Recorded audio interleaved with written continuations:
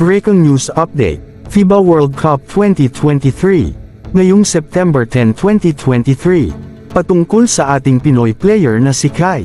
Manila, Philippines, matapos gawin ang kanyang debut sa FIBA World Cup, inaasahan ni Kai Sotto ang higit pang mga pagkakataon para umangkop sa Gilas Pilipinas, na sa palagay niya ay magpapabuti lang. Sa isang mahabang post sa Instagram nitong Martes ng gabi, ipinahayag ni Sotto ang kanyang pasasalamat na kinatawan ng Pilipinas sa paghohost nito ng pandaigdigang panuurin sa basketball.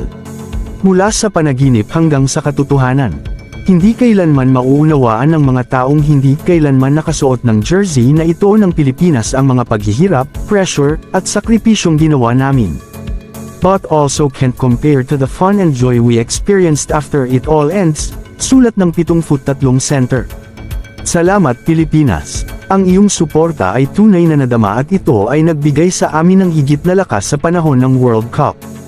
Sa kabila ng panalo ng Gilas sa isa lamang sa 5 laro nito at nawawala ng pagkakataong makakuha ng outright Olympic berth, pinili ni Sotto na manatili sa mga positibo. Umiskor si Gilas Pilipinas center Kai Sotto laban sa China sa FIBA World Cup.